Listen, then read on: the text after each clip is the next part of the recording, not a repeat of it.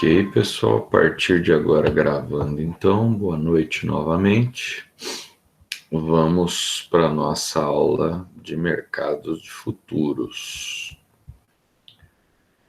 Então, a ideia para essa e para as próximas aulas é para a gente fazer uma espécie de glossário de conceitos importantes do mercado futuro.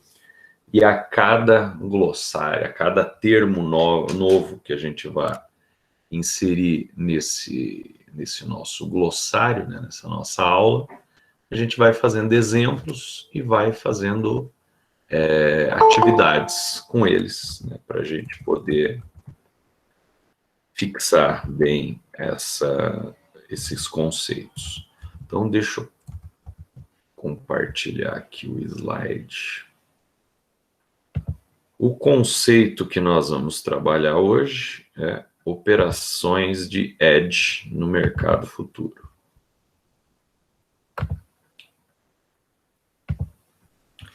Muito bem, então vamos lá. Primeiramente, né? Operação de hedge no mercado futuro. O que é um mercado futuro? Acho que todos nós temos uma ideia do que é um mercado futuro. É um mercado. Deixa eu ver o que estão escrevendo aqui. Só para mim que a voz... Não, a minha voz está falhando mesmo, Jéssica. Por isso que antes de... Não é a internet de vocês. Eu estou com a gripe muito brava, que eu espero que seja só gripe. Então, por isso que eu vou falar sobre o conceito de hedge, vou dar alguns exemplos, vou dar umas explicações. E aí eu vou deixar vocês fazendo uma atividade, ok? Eu não vou conseguir falar a aula toda que nem eu costumo fazer, toda vez. Então vamos lá. O mercado futuro, então. Mesmo quem nunca trabalhou com mercado futuro, imagina o que é, né? O próprio nome dele já nos dá uma ideia, né? É um mercado que você está comprando uma promessa de entrega de alguma coisa lá na frente. Eu estou comprando um produto que ainda não existe. Eu estou comprando um produto que pode até já estar em fases de existência, mas ele ainda não vai ser comercializado. Eu vou comprar ele depois, né? Aqueles crowdfundings que se usa hoje em dia, né, o financiamento virtual, é uma espécie de mercado futuro também, né? Você tem dois economistas que eu gosto bastante, que já lançaram vários livros através de crowdfunding, né, de vaquinha virtual, Paulo Gala e o Eduardo Moreira. Eles sempre fazem isso. Eles mostram lá, vou lançar um livro, só que para esse livro ir para a editora, eu preciso, sei lá, de 20 mil reais. Então você compra o livro antecipadamente, tendo a princípio uma vantagem, para depois você consumir num futuro próximo. Então, os crowdfunding são também um exemplo de mercado futuro, só que para um financiamento, para algo acontecer no futuro, né? Quando uma empresa faz um aporte de capital e ela lança ações no mercado para captar dinheiro para poder estruturar a empresa, ela não deixa de estar operando no mercado futuro também. Quando você compra imóveis na planta, de certa forma, você está operando no mercado futuro também, porque você está comprando a promessa de um apartamento que ainda não existe. Você está comprando a promessa de uma casa que ainda não existe, né? Então, mercado futuro. Trata-se de um mercado em que são negociados compromissos de compra e venda que só serão efetivados no futuro. Tudo bem, então eu estou negociando um compromisso, né, num apartamento mesmo, né? eu não estou comprando a escritura, porque a escritura nem existe ainda para o imóvel para ser escriturado. Eu estou comprando um compromisso de compra. Se esse apartamento chegar a ficar pronto, se esse apartamento sair do papel, eu tenho um contrato ali que me garante a posse daquele apartamento. Então, qualquer um desses mercados aí que eu falei, desses exemplos que eu falei, são mercado futuro, porque eu não estou comprando algo agora, eu estou comprando algo para o futuro. O objetivo desse tipo de negócio não é necessariamente a obtenção de um produto final. Então, quando eu entro nesse mercado, eu não estou necessariamente querendo um produto final, mas eu quero sim o compromisso de comprar ou vender determinada mercadoria, garantindo um preço no futuro. Então, por que que as pessoas compram um apartamento na planta? Ah, porque ele é mais barato. Você pode ver dessa forma.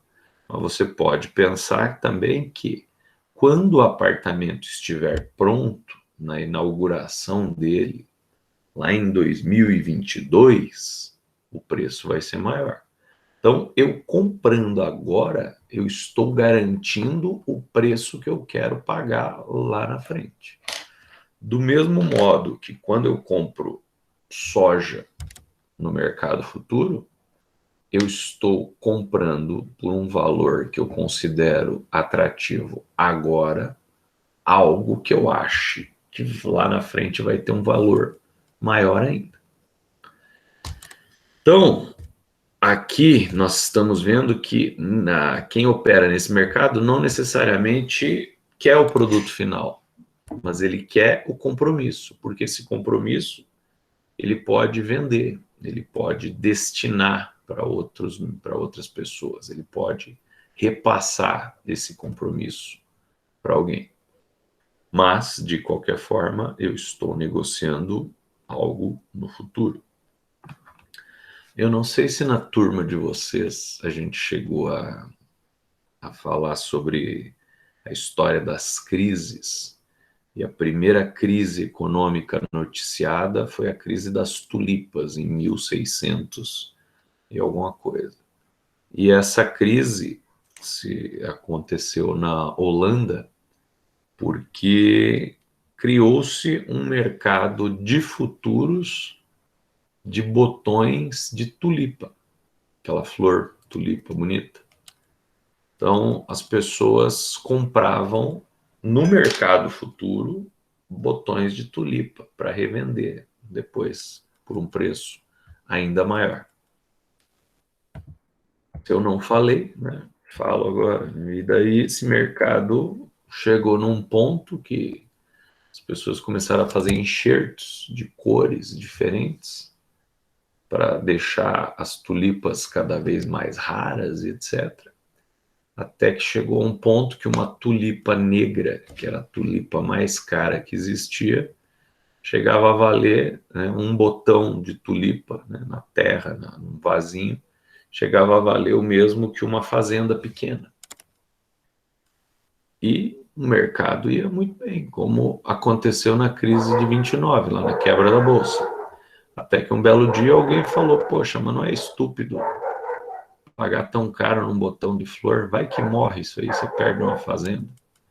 E as pessoas começaram a perceber, pô, sabe que você tem razão? Vou vender. Aí todo mundo começa a vender, despenca o mercado. Então, vejam, a primeira crise econômica de grandes proporções que foi noticiada foi uma crise que envolvia o mercado futuro. Mercado futuro esse que existe ainda hoje, né? A crise das tulipas gerou uma queda no PIB da Holanda na época, desestabilizou toda a capital da Holanda, mas ela gerou oportunidades, porque hoje a Holanda é considerada a maior produtora ou uma das mais importantes produtoras de flores do mundo. E foi em decorrência disso. Ela acabou se tornando. Um contrato futuro é um contrato de compra e venda entre dois investidores. Então, tem duas pessoas. A gente está chamando de investidores aqui, mas não necessariamente são investidores. Podem ser duas pessoas que estão simplesmente querendo resolver um problema, né? Vocês estão querendo comprar uma determinada commodity e vocês têm medo que essa commodity suba de preço.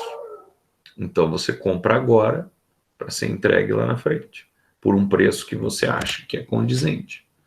Por outro lado, o vendedor tem medo que num futuro próximo o preço da commodity caia, então ele quer antecipar isso, então ele já vende a produção dele antecipadamente.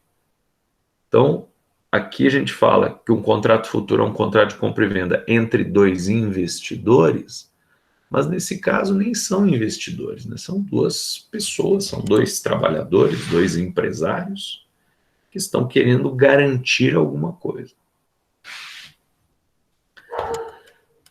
A parte comprada se compromete a comprar o ativo objeto do contrato na data de vencimento a um preço definido. Aqui não é a parte comprada, é a parte compradora. Compradora. Faltam letras aqui.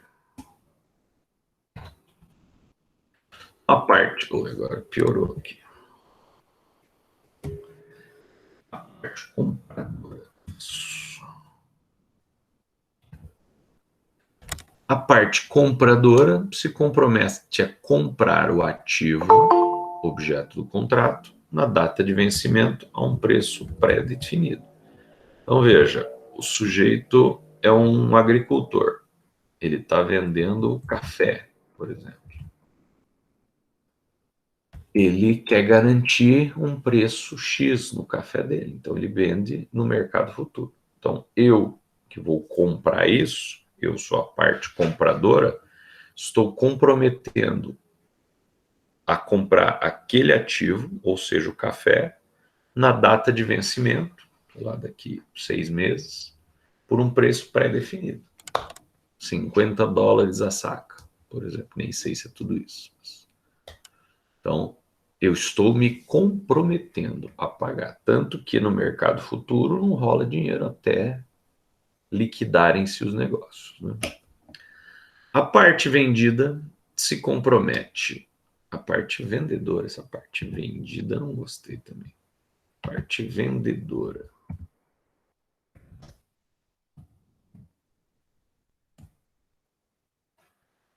A parte vendedora se compromete a vender e entregar o ativo em questão, chamado ativo objeto.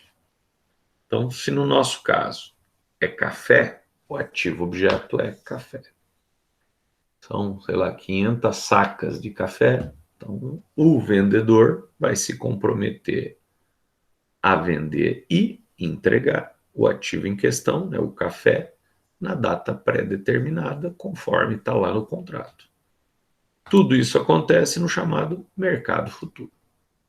Esse mercado futuro, como a gente já viu, ele pode ser oficial, né, através da Bolsa de Mercadorias e Futuros da da B3, ou através do mercado de balcão, né? Dois camaradas pegam, se encontram, fazem um negócio.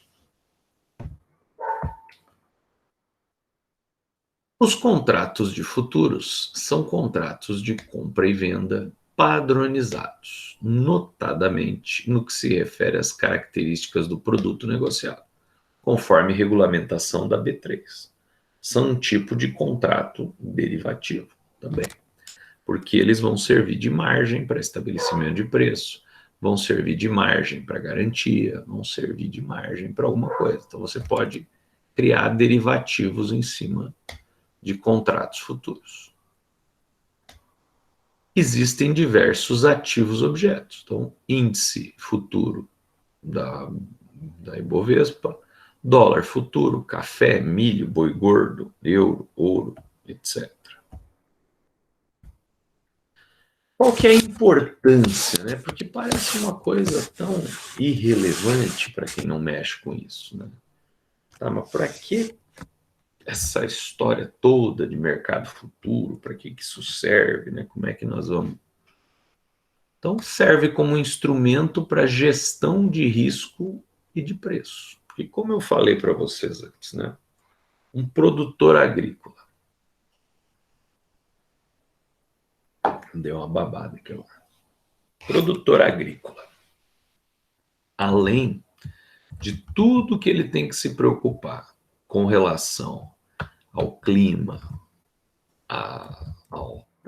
sei lá, a pragas na produção, ao calor excessivo, ao frio excessivo, à chuva excessiva e etc., ele precisa se preocupar também com o preço. Logicamente, com o agricultor, na hora que ele estiver vendendo, ele quer que o preço seja o maior possível, né? Nós vimos isso lá na nossa primeira disciplina de economia, quando a gente falava da curva de oferta.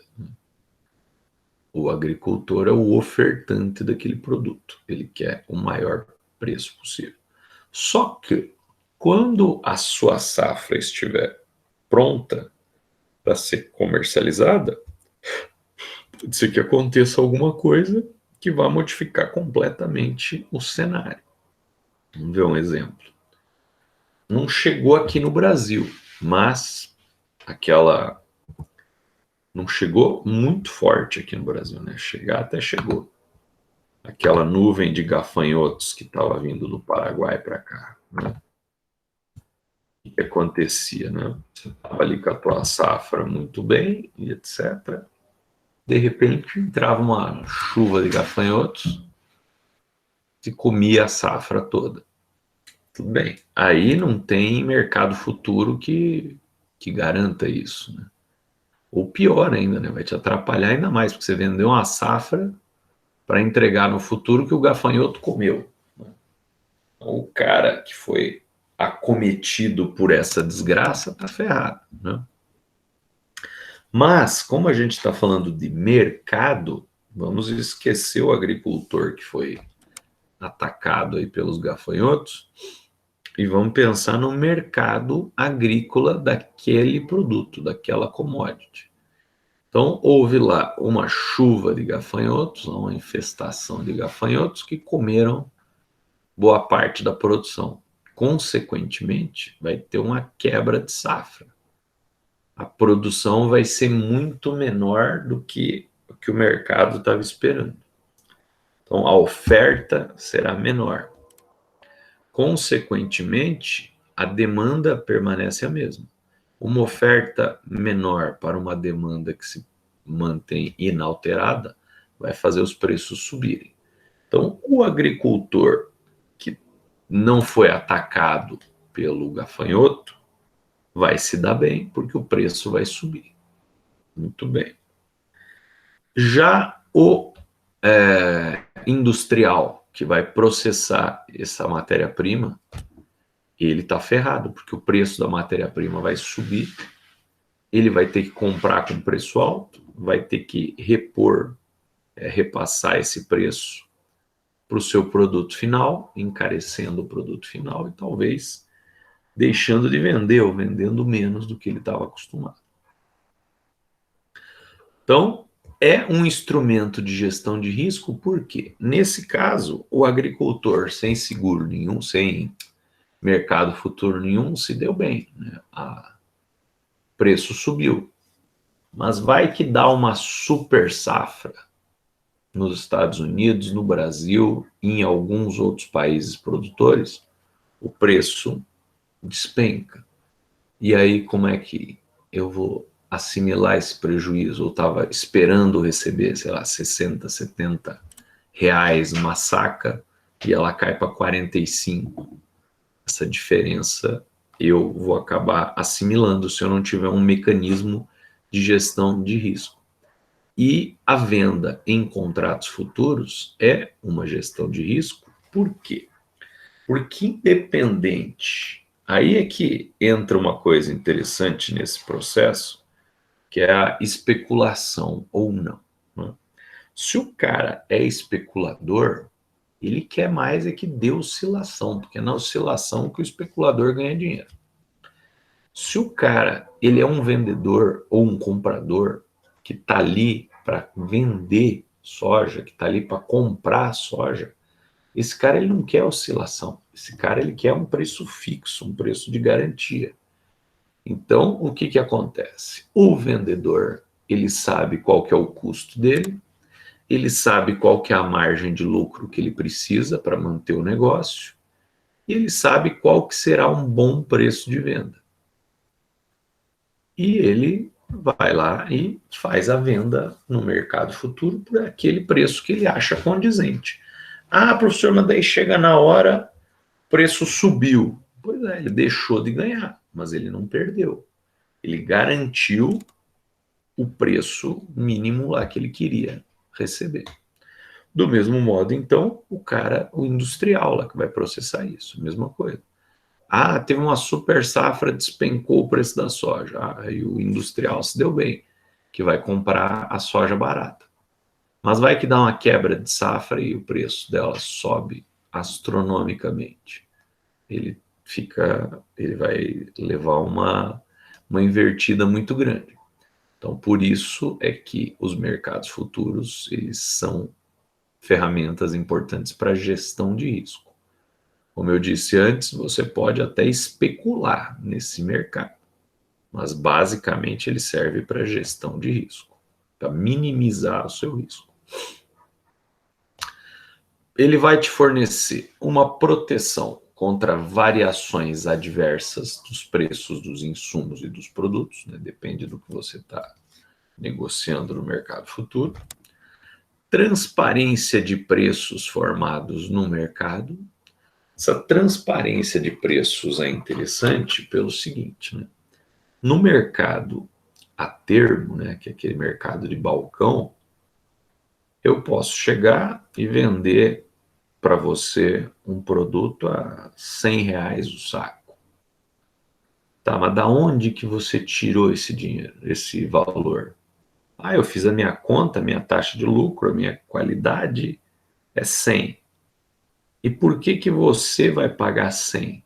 Ah, porque você sabe dessa qualidade e tal. Não, você vai pagar 100 porque nas cotações médias do mercado futuro está em torno de 100. Então você não vai comprar assim aleatoriamente. Ah, eu gostei desse cara, vou comprar no mercado futuro dele. Então, há uma transparência de preços nesses mercados. Então, não é simplesmente livre negociação entre comprador e vendedor. É, sim, um conjunto de negociações que vão formar a base de preços para o mercado futuro. E os próximos contratos vão seguir aquela linha de raciocínio. E isso não vai impedir, novamente, de dar uma quebra de safra, de dar uma super safra. Mas considera-se que aquele é o preço. Tanto que estimativas de super safra ou de quebra de safra são levadas em consideração no estabelecimento de preços no mercado futuro. Por quê? Porque você tem analistas do mercado americano, por exemplo, vamos falar de soja. O Brasil e os Estados Unidos são os dois maiores mercados produtores de soja. Então, se há indícios que os Estados Unidos vão ter uma super safra de soja, a soja negociada no mercado futuro brasileiro não vai ter um valor tão alto assim, porque já se sabe que vai ter muita soja.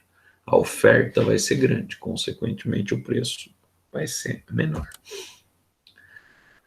Transferência de risco para quem deseja assumi-lo.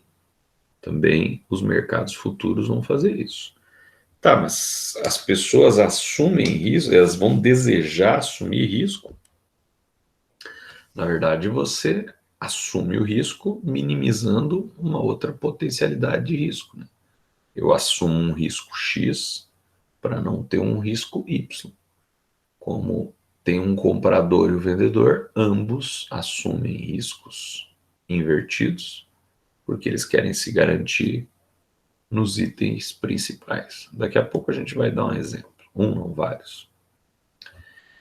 Estimula a liquidez no mercado.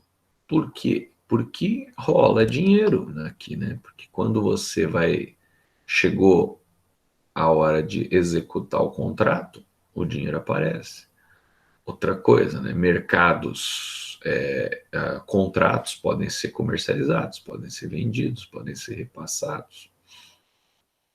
E isso gera alavancagem financeira. Então, o dinheiro que eu poderia estar... Deixa eu ver que parece que tem alguém com o microfone. Ou foi impressão minha?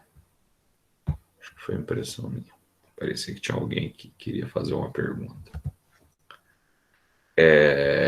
Recursos que estariam sendo usados numa determinada ação, ali já estão garantidos para serem usados no futuro, promovendo o novo plantio, a nova safra que virá. Quando a gente fala de mercados futuros, a gente fala de derivativos também. Depois nós vamos ter uma dessas aulas conceito aí, bem pesada, sobre derivativos, mas só para não ficar no ar, né? Porque o foco hoje é o edge.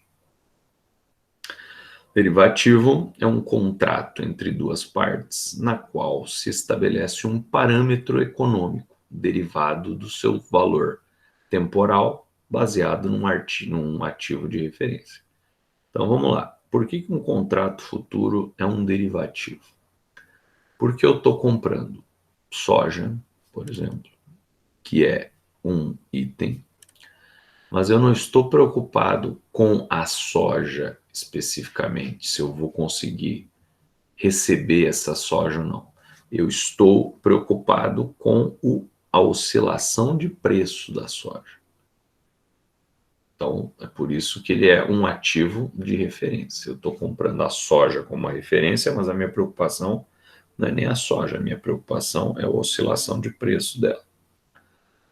Por exemplo, ao comprar um contrato futuro de dólar, o comprador não está comprando a moeda em si, mas o direito à sua oscilação.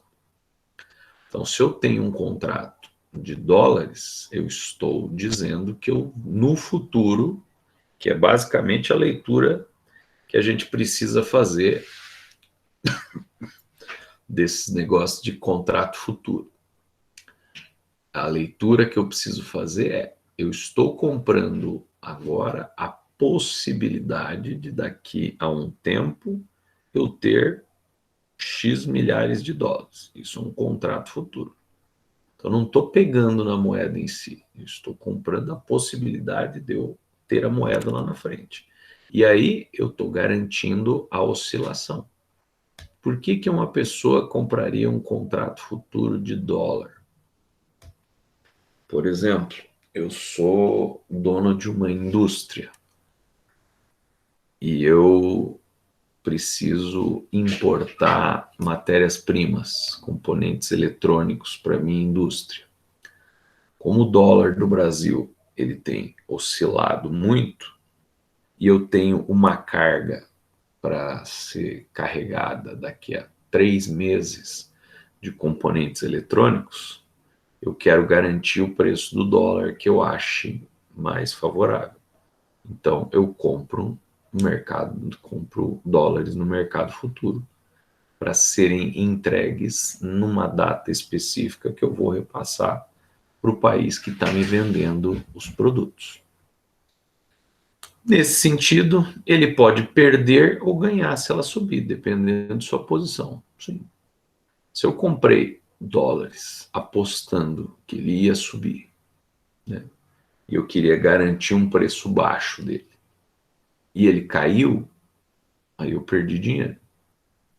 Se eu comprei esses dólares no mercado futuro, imaginando que ele fosse subir para garantir o preço, e ele realmente subiu, aí eu ganhei dinheiro. Eu posso executar esse contrato e vender esses dólares no mercado e ganhar dinheiro ainda em cima disso.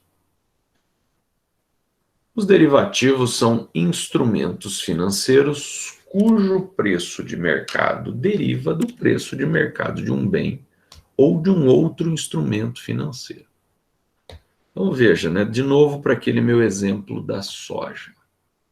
Quando eu estou vendendo a minha soja no mercado futuro, o preço que está sendo feito não é necessariamente o preço da minha soja. É o preço do índice de preços da soja para daqui 6 meses, para daqui 8 meses, para daqui 2 meses. Então, o preço daquele contrato deriva de um índice que está lá dado com base nos contratos futuros que estão sendo desenvolvidos lá na B3. Então, é por isso que os contratos futuros são derivativos também. São aplicações em que o seu valor deriva de acordo com o comportamento de outro produto, que chamamos de ativo-objeto. Eles possuem sempre um preço e um prazo estabelecido para uma data futura. O contrato futuro sempre vai ter um ativo envolvido, um preço e uma data futura. Essa é a base da questão dos contratos futuros. Em resumo, um derivativo é um produto financeiro que oscila de acordo com outro produto. Ele possui a sua própria cotação, mas que é lastreada por um segundo ativo objeto. Então, no dia que a minha soja estiver pronta para ser entregue, ela tem um mercado à vista. Porém, ela foi lastreada no mercado futuro, naquela cotação de mercado futuro que eu tenho. Além disso, quando eu estou falando de derivativos, eu posso estar também cruzando esse lastro, né? Eu posso estar comprando dólares, cruzando risco com taxa de juros, eu posso estar comprando moeda, posso estar comprando soja, cruzando risco com o câmbio, e aí eu vou fazer swaps e hedges para tentar garantir isso, mais swaps até. Sua principal importância é a gestão de riscos. Lembrando, sua principal importância. Cria-se esse mercado, a princípio, para gestão de riscos, mas é como a Bolsa de Valores. A Bolsa de Valores, ela surge para quê? Para você abrir o capital da sua empresa, coletar dinheiro barato e investir na empresa. Mercado de derivativos é a mesma coisa, ele surge para gerir riscos, porém, do mesmo modo que as ações das empresas são altamente especulativas, o mercado de derivativos, o mercado futuro, também ele pode ser altamente especulativo. Que instrumentos, então, nós teríamos para gestão de riscos, não é?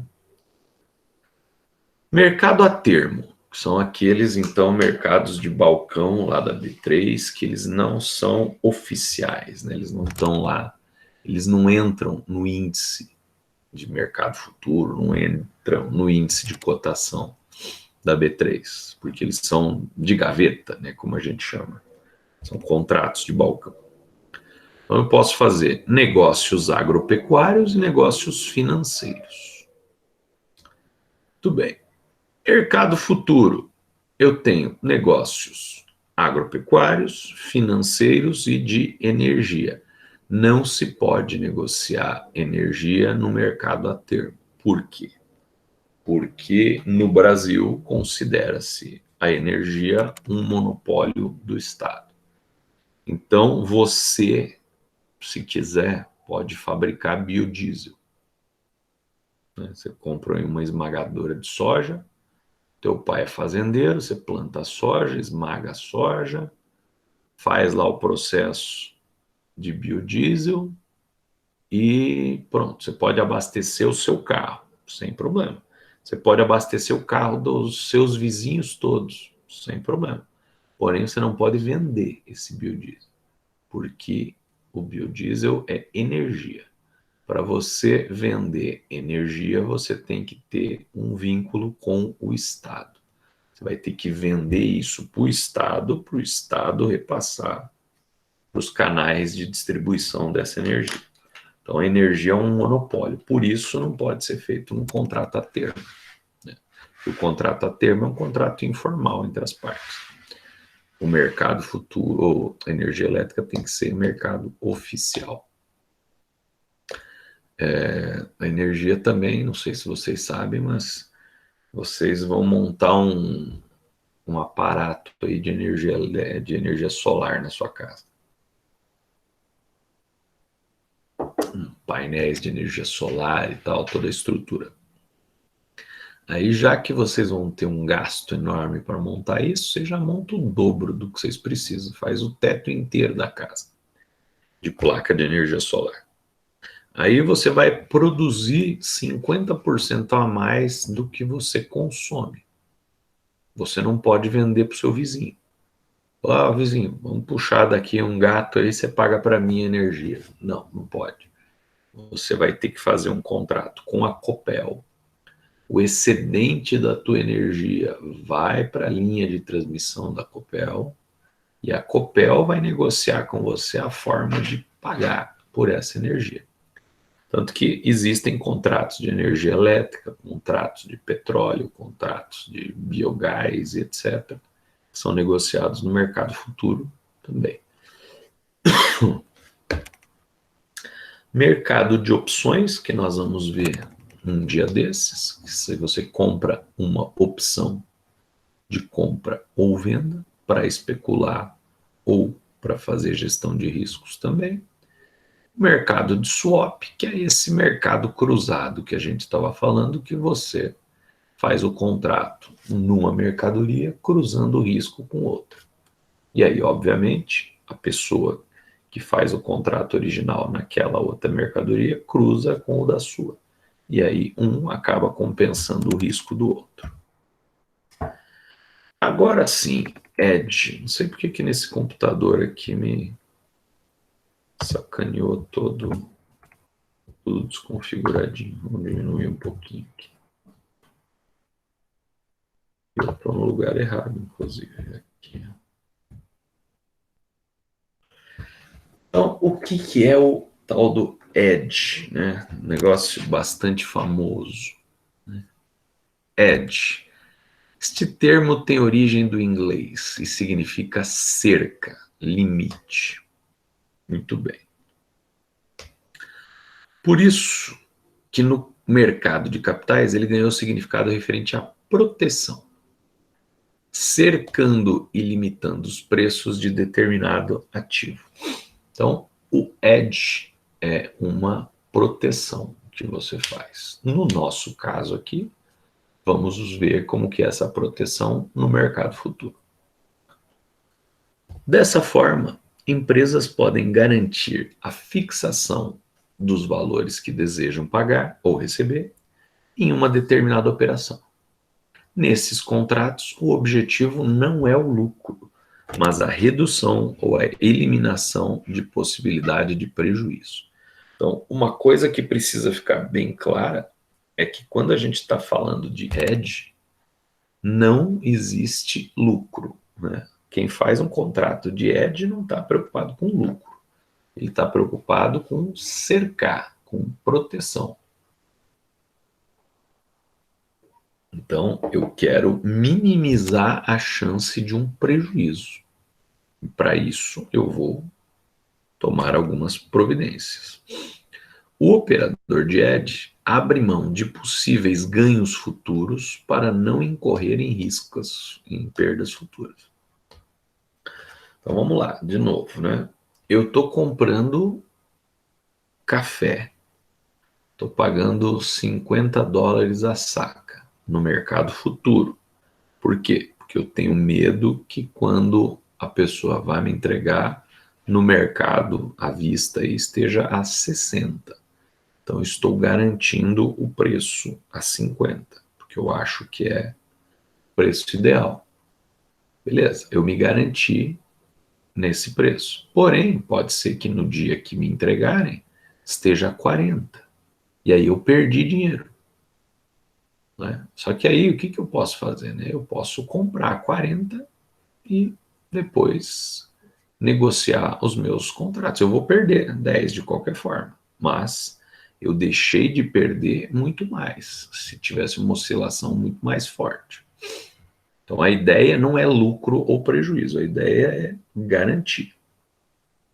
O operador de hedge abre mão de possíveis ganhos futuros para não incorrer em perdas futuras. É diferente de um apostador, né? De um investidor. Por que, que os investidores normalmente são chamados de apostadores? Né? Porque eles apostam. Eu aposto que a ação da Petrobras vai cair. Então eu vou vender ela agora porque eu imagino que vai cair. Eu aposto que a ação, sei lá o que, vai subir. E aí eu vou comprar essa ação agora porque está baixa, porque eu acho que ela vai subir. No mercado futuro, o investidor também, o apostador, eu aposto que a saca de soja final do ano vai subir. Então eu vou comprar agora por um preço a menor, porque lá no final do ano eu recebo essa soja num preço maior e revendo. E não necessariamente eu preciso pegar essa soja, né? Porque eu já ganhei o meu dinheiro, porque eu comprei a 100 e lá, quando eles vão me entregar, o mercado está vendendo a 120, eu não preciso nem receber essa mercadoria, eu simplesmente repasso o contrato para quem compra efetivamente por 120, eu ganho o meu, acabou. Então, o operador abre mão de possíveis ganhos futuros para não incorrer em perdas futuras. Quem é o hedger? Né? Hedger são os investidores que participam do mercado realizando operações de hedge, com a finalidade de transferir os seus riscos, garantindo um preço para suas operações com o ativo objeto. O mercado futuro existe por causa deles. Então, ambos, compradores e vendedores, querem as suas garantias. Eu quero garantia de que eu vou receber a soja por um determinado preço, e o outro quer a garantia de que ele vai vender a soja por aquele preço. Então, existe essa dupla necessidade, e são essas duplas necessidades que fazem o mercado futuro existir, e o mercado de hedge também.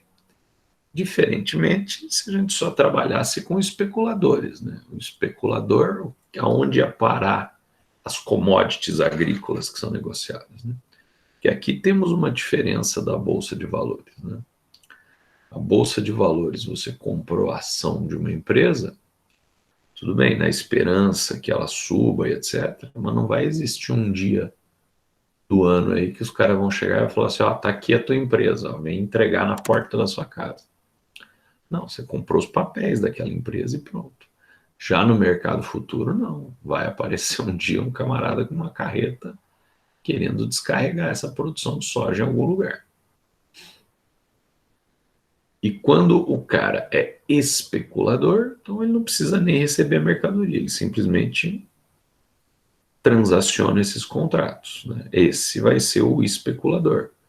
São os participantes que não possuem interesse direto no ativo objeto relacionado ao contrato derivativo.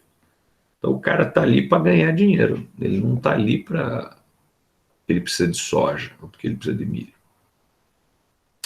Eles desejam assumir posições efetuando apostas na alta ou na baixa dos preços.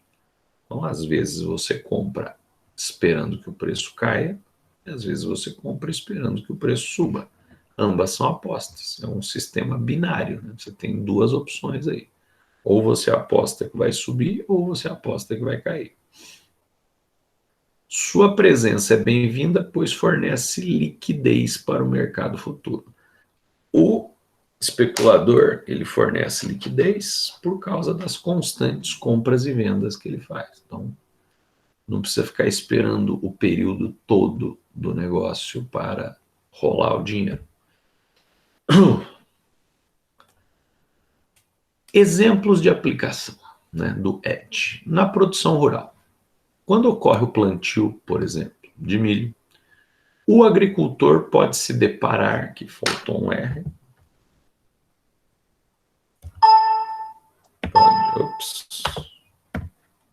pode se deparar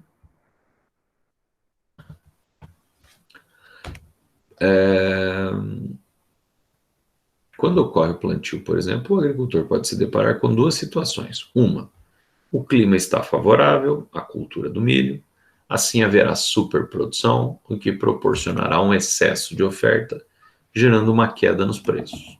Então, o agricultor sabe disso. Ou as pragas e o tempo instável acabarão por prejudicar a safra, gerando uma demanda insuficiente que trará uma alta nos preços. Então, pode acontecer também. Na produção industrial, uma agroindústria utilizará o milho como matéria-prima principal para a produção de produtos. Sua análise de mercado será a mesma do agricultor, porém com interesses inversos. Então, o agricultor, o produtor industrial, também sabe que se houver uma super safra, o preço vai cair. Se houver uma quebra de safra por algum motivo, o preço vai subir. E ele precisa se garantir no inverso do vendedor. O vendedor quer garantir um preço alto. O produtor industrial, ele quer garantir um preço que ele considera baixo. Uma vez que para o produtor rural, a melhor situação é a de que o preço da commodity suba. Para a indústria, a melhor situação é a de que o preço caia. Né? Os dois vão estar condicionados nisso. Né? De forma geral, o produtor rural tem como risco a queda nos preços. Esse é o risco dele. O produtor industrial tem como risco uma elevação nos preços, que vai acabar com a margem de lucro dele lá na frente, quando ele entregar o produto industrializado. Para minimizar os riscos, os produtores podem fazer um contrato a termo. Então, um contrato a termo resolve esse problema. Por quê? Porque vamos pensar o seguinte: um contrato a termo vai se dar da seguinte maneira. Deixa eu abrir um Word aqui. O contrato a termo acontece assim, ó. O agricultor vende 1.000 sacas, sei lá, de café. Ah, R$100, cara.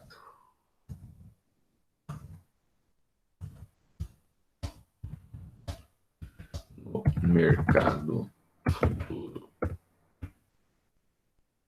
Vamos colocar aqui em cima, ó, mercado a termo. Beleza. E por que ele está vendendo 1.000 sacas? Porque ele tem 1.000 sacas para vender. A produção dele são 1.000 sacas. Então é o que ele está vendendo. Beleza. O produtor industrial compra as 1.000 sacas de café a R$100 a saca com entrega para dezembro de 2020. Beleza. Mercado a termo. Aí por que o mercado a termo dizem que é complicado, que é difícil? É o seguinte, não sei se vocês lembram das minhas aulas, quando a gente foi falar sobre moeda, eu disse para vocês que uma das características da moeda é que não há com ela necessidade de dupla coincidência. como acontecia no escambo. O que isso quer dizer? No escambo, né? Eu quero trocar este livro aqui por um copo, beleza? Então não adianta só eu chegar no mercado e dizer, olha, eu tenho um livro, quero trocar por um copo. Eu preciso achar alguém que queira um livro e que tenha um copo, para que a gente possa fazer negócio. Isso é a dupla coincidência. Quando você cria o dinheiro, você perde a necessidade da dupla coincidência. Eu quero vender este livro para comprar o copo. Por quanto eu vendo esse livro? Por R$ 10. É o preço dele. Quanto que eu vou pagar no copo? R$ 10. Eu não preciso que haja dupla coincidência, porque todo mundo aceita dinheiro. Muito bem. E o que isso tem a ver com o mercado a termo? O mercado a termo é baseado na dupla coincidência. E veja, o agricultor aqui, ele está vendendo 1.000 sacas de soja. É a produção dele. Mas o produtor industrial não precisa de 1.000 sacas de soja. Se ele precisar só de 800, o que vai acontecer? O agricultor depois vai avisar, porra, mas eu vou ter que achar um outro cara para tentar vender 800, as outras 200 que faltam. Dificilmente o cara vai querer comprar só 200, me esculhamba todo o negócio. Então o mercado a termo tem esse problema da necessidade de dupla coincidência. Já no mercado oficial, né, no mercado futuro da B3, ali você não tem esse problema pelo seguinte, porque você vai negociar lotes. Cada lote é composto por tantas sacas de soja, assim, assado, papapá. E aí o vendedor, ele oferta, eu tenho 1.000 sacas de soja. Com essas 1.000 sacas de soja, eu posso ofertar, sei lá, 30 lotes. O agricultor, ele vai comprar os lotes que ele precisar. Ele precisa de 20 lotes, ele precisa de 15 lotes, 12 lotes. Não tem problema. Então, o mercado futuro, o operacionalizado na Bolsa de Valores, diminui não, elimina a necessidade da dupla coincidência. Mas tudo bem, ele pode existir, e existe, né? Tem pessoas que operam o mercado a termo e funcionam muito bem. Mas tudo bem, o resto da operação é a mesma, porque olha só, vamos considerar então que esse negócio aí foi feito. 1.000 sacas de café a R$ 100 no mercado futuro e o outro comprou 1.000 sacas de café a R$ 100 para entrega em dezembro. Fechou. Só que aí, no ato da entrega, o café está cotado a R$ 80.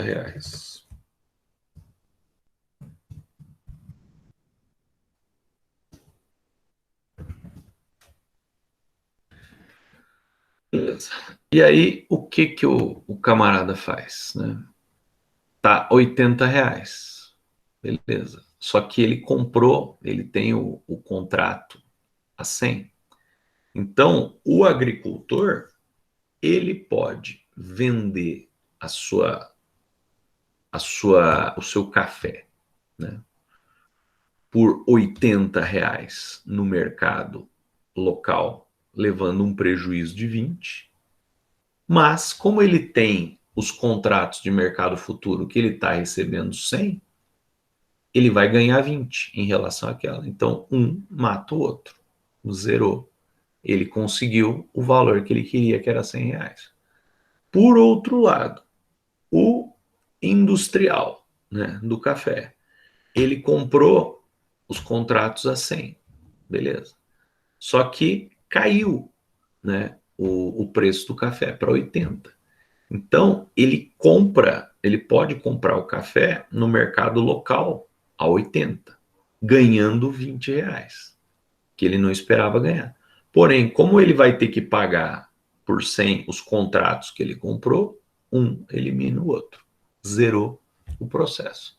Então, a ideia do contrato de hedge é isso, é você eliminar incertezas no que diz respeito aos preços, é você minimizar o risco de você fazer um contrato como esse, perdendo dinheiro. Deixa eu dar uma olhada só aqui, que eu tinha mais um exemplo.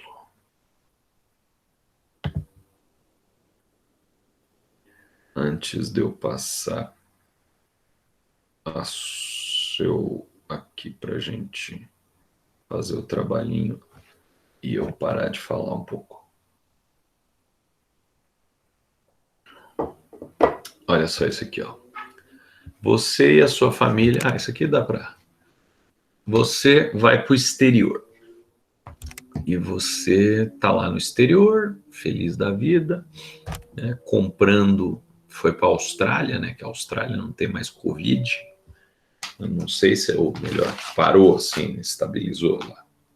Não sei se eles vão deixar os brasileiros entrarem lá para levar o Covid de novo, mas você vai lá para a Austrália e tal, uma alegria, e dele passa coisa no cartão de crédito, dele passa coisa no cartão de crédito. E aí, o que você faz, né? Você pensa o seguinte, poxa, a hora que fechar minha fatura, tomara que o dólar esteja num limite parecido com o que a gente saiu de viagem, porque senão a gente está ferrado. Qual que é a ideia, então? Eu posso comprar, né, dólar no mercado futuro para que, quando vencer a fatura do meu cartão, eu garanta o valor daquele dólar. Simples assim. Então, como eu sei que a minha viagem ao exterior pode ser que o dólar oscile para cima e a probabilidade maior é a de que ele oscile para cima, eu compro dólares no mercado futuro para garantir que eu pague o mínimo de valor na minha fatura, ou pelo menos eu garanta o valor original da minha fatura. Por outro lado, se o dólar cair, aí o que vai acontecer, né? Eu vou pagar a minha fatura normalmente com o cartão de crédito, como eu sempre pago, só que eu vou ter que comprar aqueles dólares por um valor mais caro do que eles estão custando. O que eu ganhei na fatura, eu zero nos dólares que eu gastei. Então, o hedge, novamente, não é algo para a gente ganhar dinheiro, é algo, ou apostar, é algo para fazer uma garantia. Vamos ver aqui mais um exemplo. Você é o proprietário de uma pequena fábrica de pães orgânicos. Seu principal cliente, um mercado que corresponde a mais de 50% do seu lucro. Em um belo dia, o mercado resolve fazer uma encomenda para daqui a 4 meses, que dará bem na época do Natal. O que acontece na época do Natal, né? Os preços sobem, né? As vendas aumentam, os preços sobem, porque uma coisa já é condicionada com a outra. Você tem uma loja, você vende um produto a R$ 100, mas você sabe que no Natal as pessoas pagam 110, então você vende a 110. Todos os produtos alimentícios ou não tendem a subir no Natal. Então, alguém fez uma encomenda muito grande da sua empresa de produtos para o Natal. Para você vai ter que fabricar produtos para o Natal. E você vai ter que comprar a matéria-prima para isso. Só que ainda faltam 3 meses para o Natal. E aí o que acontece? Você compra a matéria-prima agora, sem problema. Você pode já encomendar, pagar e receber a matéria-prima. Aquela matéria-prima vai ficar lá parada no teu estoque até o Natal. Mas você garantiu o preço, só que você deixou de ter a liquidez proveniente daquela sua compra. Ou então, você pode comprar essas suas matérias-primas que você vai utilizar no Natal, no mercado futuro. Comprando agora, você vai garantir o preço que você gostaria de pagar ou que você acha justo pagar, para te entregarem lá em dezembro. De novo, a probabilidade dos preços subirem é grande. E aí você se deu bem porque você garantiu um preço mais interessante. Porém, se o preço ficar menor na época, você pagou pela minimização do risco, né? E ele vai acabar zerando, porque você vai receber do seu cliente por um preço condizente e o prejuízo que você tomou ali vai zerar com a compra que você faz à vista, porque o preço baixou. Então, pessoal, basicamente o mercado futuro, as operações de edge são essas. Então, o que eu vou fazer agora com vocês aí nesse restinho da aula? Eu vou propor aqui uma atividade, mas antes disso, eu vou copiar aqui todo mundo que está presente para eu fazer a chamada depois. Deixa eu botar aqui mercado. Hoje é dia 11/8/2020. Print da Amanda Bispo até o Leonardo.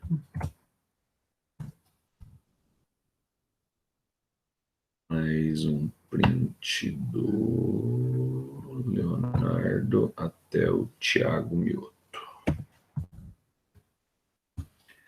Beleza, já tenho todo mundo aqui.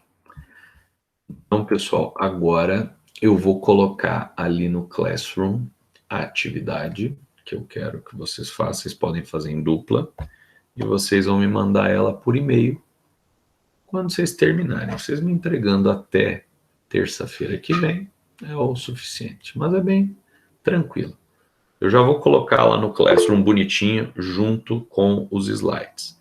Mas a atividade é a seguinte, só para vocês saberem, né? Explique com suas palavras o que é uma operação de edge no mercado futuro e crie uma situação em que possa ser usado um contrato de edge no mercado futuro. Bem tranquilo.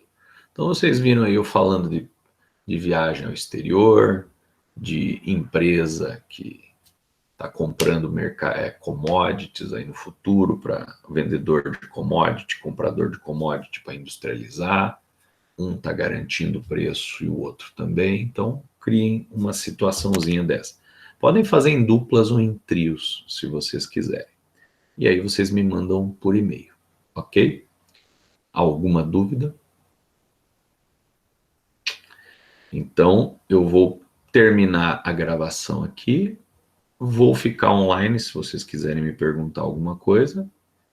E já vou colocar lá no Classroom, beleza? Então, até depois. Deixa eu cortar aqui.